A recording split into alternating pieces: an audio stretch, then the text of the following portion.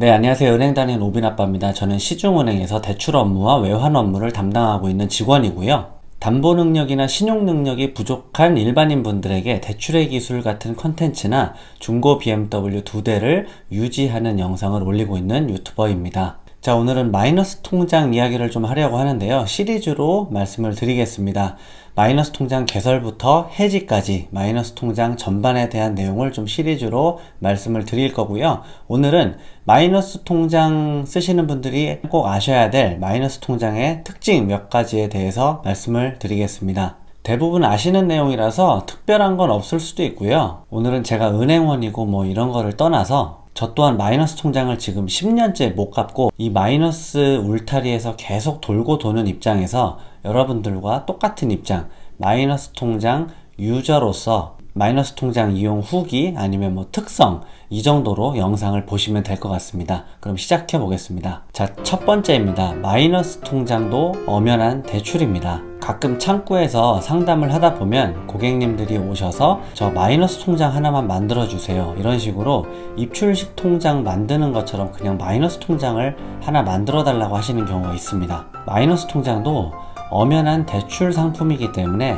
일반 대출하고 똑같이 심사를 합니다. 그리고 간혹 다른 은행의 마이너스 통장을 가지고 계신 분들이 다른 은행에 대출 있냐고 여쭤봤을 때 마이너스 잔액을 하나도 안 빼서 쓰신 분들은 대출이 없다고 생각을 하세요. 마이너스 통장은 돈을 뺐든 안 뺐든 마이너스 대출 약정이 되어 있는 것만으로도 약정 금액 전체가 대출이 있는 거랑 똑같습니다. 그리고 다른 대출을 심사할 때도 이 마이너스 통장 대출 한도는 전체 금액 다가 신청하시는 신용대출 한도에서 전부 차감이 됩니다. 마이너스 통장도 똑같은 대출이다. 자, 두 번째고요. 마이너스 통장은 금리가 비쌉니다. 은행에서 하는 대출을 크게 두 가지로 나누면 은행 용어로 마이너스 통장 같은 대출을 한도 대출이라고 하고요. 돈을 한 번에 넣어주는 전세자금 대출 같은 대출을 건별 대출이라고 하는데요. 건별 대출이 내 통장에 입금이 되면 여러분들이 그 돈을 쓰든 안 쓰든 일단 은행에서 돈이 나갔기 때문에 대출 이자가 바로 발생을 합니다. 들어보시면 아무래도 마이너스 통장 한도 대출이 내가 필요할 때 필요한 만큼만 필요한 시간에 빼서 그 기간에 대한 이자만 납부하기 때문에 편리하잖아요. 대신 편리한 만큼 대출 이자가 좀 높습니다. 마이너스 통장을 다른 말로 하면 중도상환 수수료가 없는 신용대출이라고 할 수가 있는데요. 앞에서 말씀드린 자유롭게 상환할 수 있다는 장점은 그냥 중도상환 수수료가 대출 금리에 녹아 들어가 있다고 보시면 됩니다. 그리고 이거는 조금 깊이 들어가는 내용인데 여러분들이 마이너스 대출 약정을 맺어 놓으시면 여러분들이 돈을 빼든 안 빼든 은행에서는 여러분들이 약정한 금액 전체를 지급 준비를 해 놔야 되기 때문에 작은 비용이 들어가게 돼요. 그래서 금리가 조금 더 비싸고요. 근데 여기까지는 여러분들이 모르셔도 되고요. 은행마다 좀 다르기는 하지만 건별 대출에 비해서 마이너스 통장이 0.5%에서 1% 정도 금리가 높습니다. 그래서 여러분들이 목돈이 한 번에 필요하다고 하시면은 굳이 마이너스 통장을 만드시는 것보다 건별 대출을 한 번에 받으셔서 선택하시는 게 조금이라도 이자를 줄일 수 있는 방법이 됩니다. 자, 세 번째입니다. 마이너스 통장은 금리가 복리로 계산돼서 빠집니다. 복리라는 단어를 한 번쯤 들어보셨을 것 같은데요. 복리라는 거는 간단하게 이자에 이자가 붙는다는 개념입니다. 제가 일전에 은행에서 판매하는 상품 중에 제가 가장 추천드린다고 했던 상품이 노란우산 공제라고 해서 자영업자분들이나 소상공인분들이 가입할 수 있는 상품이 있는데 이 상품이 바로 복리로 운영이 됩니다. 이자에 이자가 붙어요. 근데 반대로 이 개념이 대출에 붙게 되면 대출 이자에 또 대출 이자가 붙는다는 개념이 되게 되는데 이런 식으로 계산하는 게 마이너스 통장입니다. 마이너스 통장은 이자가 빠질 만큼의 여유만 있으면 연체가 되지 않기 때문에 여러분들이 한 달치 이자를 따로따로 계산해서 굳이 입금하시지 않는다고 하면 두 번째 달에는 그 빠진 이자에 이자가 또 붙어가지고 첫 달보다 이자가 조금 더 나가게 됩니다. 자, 네 번째입니다. 마이너스 통장은 만기에 일시 상환하셔야 됩니다. 일단 마이너스 통장은 1년 단위로 약정을 합니다. 만기일에는 혹시 마이너스 금액을 빼서 쓰고 계셨다고 하면은 마이너스 금액 전체를 상환을 하셔야 되는데 만기일까지의 이자를 포함한 원금 전체를 입금을 하셔야 되고요.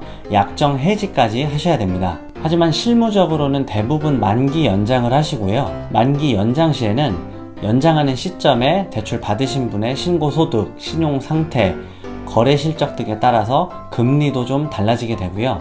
대출 받는 마이너스 통장의 한도도 조금 달라질 수가 있습니다. 그래서 여러분들이 마이너스 대출 만기 한두 달 전부터는 최소한 신용관리를 좀 하셔야 되고요.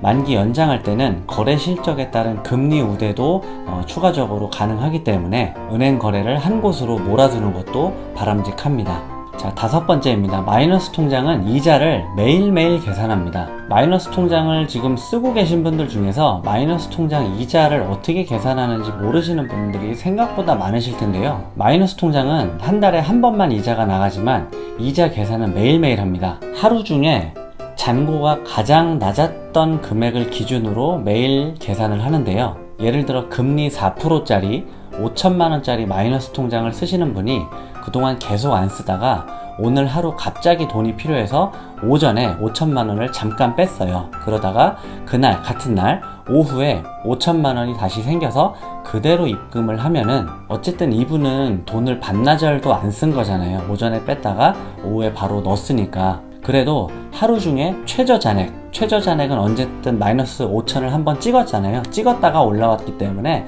마이너스 5천만원 4% 그리고 하루치 이자를 계산을 해서 5,479원을 내게 됩니다. 이런 식으로 매일매일 최저 잔액을 기준으로 매일매일의 이자 금액을 계산해서 그 한 달치 이자 금액을 합쳐요. 그래서 그 금액이 한 달에 한 번만 빠지게 되는 겁니다. 극단적으로 한 5초만 빼도 하루치 이자가 나갑니다. 이해하셨죠? 자, 6번째 마지막인데요. 마이너스 통장은 없애기가 매우 힘들다입니다. 제가 오늘 영상 제목을 붙일 때 마이너스 통장 빨리 없애는 방법 이렇게 질레다가 차마 양심에 찔려서 이렇게 못 졌어요. 왜냐면 저도 정확히 2010년에 마이너스 통장을 만들어서 지금 2020년이니까 정확히 10년 됐잖아요. 10년째 마이너스 통장의 늪을 못 빠져나오고 있습니다. 제가 건너 아는 분이 최근에 로또 당첨된 분이 있는데 이분이 대출 되게 많았거든요. 대출 다른 거는 다 갚았어요. 다 갚았는데 마이너스 통장은 약정 해지를 안 하더라고요. 왜 안 하는지 여쭤보니까 혹시나 해서 안 없앤대요. 이거 보면은 로또가 돼도 마이너스 통장은 없애기가 힘든가 봅니다. 이게 제가 10년간 써보니까 이게 먹는 약처럼 약간 내성이 생겨요. 내성이 생겨서 뭐랄까 마이너스 통장에 그 마이너스 잔액이 좀 없어지고 플러스로 돌아가면 약간 불안한 마음이 생깁니다. 괜히 내가 돈이 생긴 것 같고 좀 이런 게 있어요. 사실 전혀 아니잖아요. 내 통장 잔액이 0원이면 그냥 돈이 하나도 없는 건데 마이너스 통장인데 잔액이 0원이면 왠지 돈이 좀 생긴 것 같고 좀 돈을 좀 써도 될 것 같고 이런 생각이 좀 드는 게 사실이에요. 근데 이게 저만 그럴까요? 은행 창구에서 일하다 보면 20년째, 30년째 마이너스 통장을 쓰시는 분들이 진짜 많습니다. 못 없애요, 이거. 억지로 은행에서 한도를 줄이지 않는 한 없애기가 정말 힘듭니다. 자, 오늘은 마이너스 통장의 특징에 대해서 먼저 좀 말씀을 드렸는데요. 오늘 시간에 이어서 다음 시간에도 마이너스 통장에 대해서 좀 말씀을 드릴 거예요. 일단 마이너스 통장 잘 만드는 법, 그리고 저는 10년째 못했지만 마이너스 통장을 잘 갚는 법도 말씀을 드리겠습니다. 저는 못했지만 가끔 창구에서 마이너스 통장을 잘 쓰고 잘 갚으시는 분들, 약정 해지하시는 분들이 있긴 있습니다. 그런 분들을 제가 잘 살펴봤어요. 저도 마이너스 통장을 갚고 싶어서. 이런 분들 약간 특징이 있긴 있습니다. 자, 이런 부분들을 다음 시간에 여러분들이랑 같이 한번 공유해보고 생각해보는 시간을 갖도록 할게요. 자, 오늘은 여기까지고요. 오늘 내용이 조금이라도 도움이 되셨다면 구독과 좋아요를 눌러주시면 다음 영상을 만들 때 더더욱 힘을 내서 좋은 영상을 만들어 보도록 하겠습니다. 오늘도 시청해주셔서 감사합니다.